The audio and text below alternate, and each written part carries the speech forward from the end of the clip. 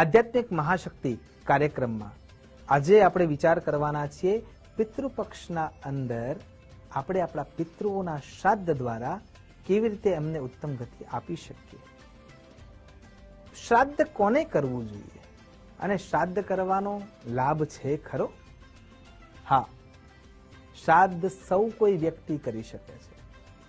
આપણા પિતૃઓ જ્યારે કર્મ પૂર્ણ કરીને એમની ગતિ મૃત્યુ સુધી પહોંચે છે અને મૃત્યુ બાદ જે જીવન છે એ જીવનના અંદર એમને કરેલા કર્મોના આધારે અતળ વિતળ સુતળ તળાતળ રસાતળ મહાતળ અને પાતાળ, ભૂલોક ભવલોક સ્વલોક મહલોક જનલોક તપલોક અને સત્યલોક, આ 14 બ્રહ્માંડમાં કોઈ એક જગ્યાએ એમને સ્થાન આપવામાં આવે છે એમના કર્મના અનુસાર.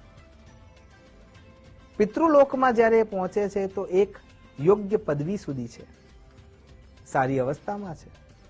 પણ જો કર્મ નિંદિત છે અને કોઈ અધમ અવસ્થામાં જ્યારે એ પહોંચ્યા છે ત્યારે તો 100% શ્રાદ્ધ દ્વારા પુણ્ય દ્વારા આપણે એમને ઉદ્ધારિત કરી શકીએ એમ છીએ. અને એટલા માટે શ્રાદ્ધ પક્ષમાં દરેક વ્યક્તિએ પોતાના તરફથી પોતાના પિતૃઓને ગ્રેટિટ્યુડના રૂપે શ્રાદ્ધ વિધિ કરવી જ જોઈએ. એ શ્રાદ્ધ વિધિના અંદર આપણા તરફથી જે વિજાણવિક શક્તિઓ છે, જે ઉર્જાના રૂપે તરંગો રૂપે છે, જે પૃથ્વીલોક પરથી આપણે ત્યાં સુધી પહોંચાડી શકીએ એ તરંગોના માધ્યમથી, તો એવી કેટલીક વસ્તુઓ છે જેના અંદર સૌથી પહેલું આવે છે ગંગાજળ, બીજા નંબરમાં આવે છે ગાયનું દૂધ, ત્રીજા નંબરમાં આપણને સ્પષ્ટ રૂપે જોવા મળે છે દુર્વા, ડાબ, કાળા તલ, સફેદ તલ, જવ અને બીલીપત્ર. આટલી વસ્તુ એવી છે કે જે જમીન પરથી પિતૃલોક સાથે સીધી જોડાયેલી છે અને એના તરંગોથી આપણે આ જ્યારે શ્રાદ્ધાન્વિક મંત્રો સાથે પૂજન અર્ચન કે પિંડદાન કરીએ છીએ, તર્પણ કરીએ છીએ, તે 100% એમને મળે છે અને મળે જ છે. તો આજનો આપણો વિષય પણ એ જ છે કે શ્રાદ્ધ કોને કરવું છે. એક સરસ મજાની કથા મને યાદ આવી રહી છે. મહાભારત કાળના અંદર બનેલી ઘટના કહી રહ્યો છું, જે કર્ણ સાથે જોડાયેલી છે. મહાભારતનું એવું પાત્ર કે જેના માટે આપણે ગદગદ છાતીએ વિચાર કરતા રહી જઈએ, એ પાત્ર એટલે કર્ણ, જેને હજારોની સંખ્યામાં, લાખોની સંખ્યામાં, કરોડોની સંખ્યામાં જેટલા માણસો મળ્યા ને બધાને તૃપ્તિ આપી છે દાન દ્વારા. અને એ કર્ણની આ ઘટના છે.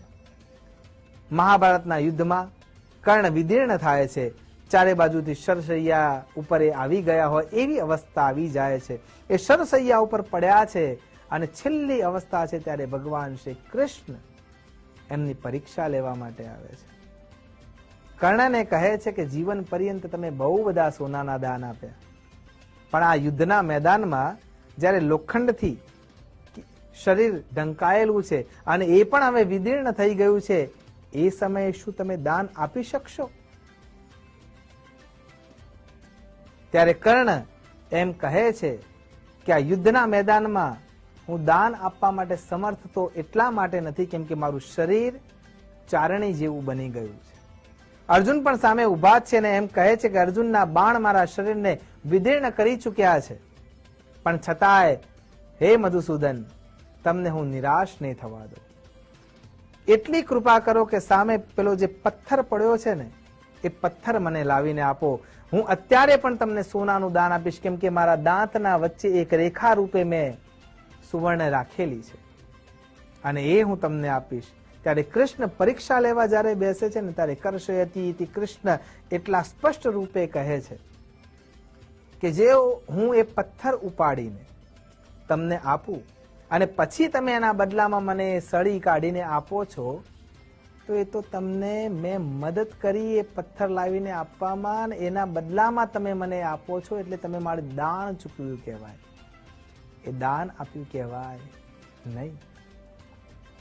અને એવા વિદીર્ણ થયેલા શરીરે કર્ણ ઘસડાતો ઘસડાતો એ પથ્થરના નજીક પહોંચે છે.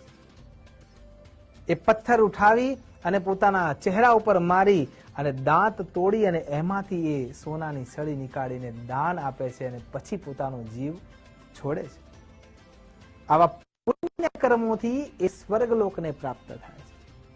સ્વર્ગલોકમાં પહોંચે છે ત્યાં ક્ષુધા એને હેરાન કરી રહી છે. ચારે બાજુ જોવે છે. કર્ણ એમ કહે છે કે મને ભૂખ લાગી છે. દેવરાજ ઇન્દ્ર અને સભાના અન્ય લોકો એના આગળ સોના, ચાંદી, હીરા, માણેક, મોતી, માથાના મુગટો મૂકી દે છે અને કર્ણને કહે છે કે તમે જે દાન જીવન પર્યંત આપ્યું છે ને એ બધું તમને અહીંયા 4 ગણું નહીં, 8 ગણું નહીં, અનેક ગણું થઈને આપવામાં આવે છે. કર્ણ એમ કહે છે કે મને અનાજની જરૂર છે. સોના, ચાંદી, હીરા, માણેક, મોતીની અત્યારે આ સમયે જરાય નહીં. દેવરાજ ઇન્દ્ર એમ કહે છે કે તમે જે દાન પૃથ્વી પર આપ્યું છે, અન્નદાન સૌથી શ્રેષ્ઠ દાન કેમ છે એનો આ અદ્ભુત પ્રસંગ છે. એ જ તમને મળવાનું છે કે જે તમે દાન આપ્યું છે, જે તમે ક્રિયા કરી છે એ તમને રિવર્સમાં રિવોર્ડ તરીકે મળી રહી છે. કર્ણ વિચાર કરે છે કે મેં બહુ મોટી ભૂલ કરી. મેં સોના, ચાંદી, હીરા, માણેક, મોતી, ઉત્તમ વસ્ત્રો, જમીનો આ બધું આપ્યું, પણ મેં અનાજનું દાન કર્યું નથી. પણ આ ક્ષુધા, જે ભૂખ લાગી છે, એને સંતોષવી કેવી રીતે? ઇન્દ્ર મહારાજ કહે છે કે તમે કોઈને ભોજન નથી કરાવ્યું. કર્ણને યાદ આવે છે કે જ્યારે કોઈ વ્યક્તિએ એમ પૂછ્યું હતું કે ભોજનાલય ક્યાં છે, અને એ વખતે કર્ણએ આંગળી લાંબી કરીને કહ્યું કે ત્યાં ભોજનાલય છે. ઇન્દ્ર મહારાજ કહે છે કે બસ એ આંગળીને મોઢામાં મૂકો, તમારી ભૂખ સંતોષાઈ જશે. અને આંગળી મોઢામાં જ્યારે કર્ણ મૂકે છે ને એની ભૂખ સંતોષાય છે ને એને એમ થઈ જાય છે કે મેં બહુ મોટી ભૂલ કરી છે, મારે બીજો અવતાર લેવો પડે, અથવા મારે મારા પિતૃઓની તૃપ્તિ માટે એવો સમય આપવો પડે કે જેમને મેં દાન આપ્યું છે, પણ ખાલી સોના ચાંદીનું, અનાજનું નહીં, મારે એ દાન હવે પાછું આપવું છે. અને 15 દિવસ એટલે કે 16 દિવસ પૂર્ણિમાના શ્રાદ્ધ સાથે દેવરાજ ઇન્દ્રની અનુકંપાથી કર્ણ પૃથ્વીલોક પર પાછા અવતરે છે.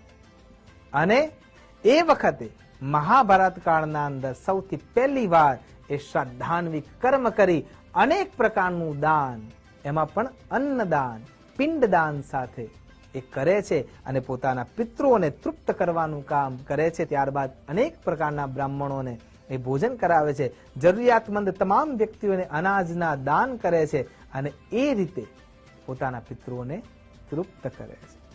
પણ પ્રશ્ન હજી ત્યાં જ છે કે શું મહાભારત કાળથી જ પિંડદાન થયું?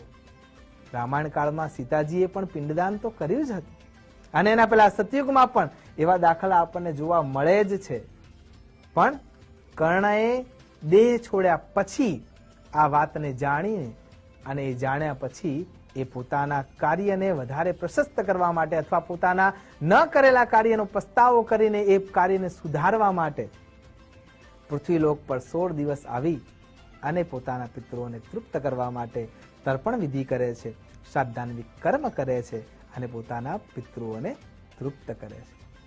જો કર્ણ આમ કરતા હોય, માં ભગવતી સીતા આમ કરતા હોય અને અન્ય સપ્તર્ષિઓ પણ જો આ કાર્યને સાધ્ય ગણતા હોય, તો આપણે આપણા પિતૃલોકના અંદર રહેલા તમામ પિતૃઓની તૃપ્તિ માટે, ઉત્તમ ગતિ માટે, આપણા તરફથી ગ્રેટિટ્યુડ માટે અને આપણા તરફથી એમના ઋણને ઓછું કરવા માટે, ઉરીણ થવા માટે અવશ્ય 16 દિવસે જે પ્રમાણે તમારી તિથિ આવતી હોય તમારા માતા પિતાની, એ તિથિના દિવસે ચોક્કસ શ્રાદ્ધ કરવું જોઈએ. કદાચ કોઈ કારણસર આપણે એમાં ના કરી શક્યા તો સર્વ પિતૃ અમાવસ્યાના દિવસે ચોક્કસ શ્રાદ્ધ કરી આપણે આપણા પિતૃઓને તૃપ્ત કરવા જોઈએ. આશા કરું છું આપણે આ શ્રેષ્ઠ કાર્ય દ્વારા આપણે આપણા પિતૃઓને તૃપ્ત કરી શકીએ અને ભગવાનની અનન્ય કૃપા, ભગવાન શ્રી હરિ નારાયણની કૃપા આપણા ઉપર પ્રાપ્ત થાય એ અભ્યર્થના સાથે નમસ્કાર. અસ્તુ સદા શિવોહમ. નમો નમઃ.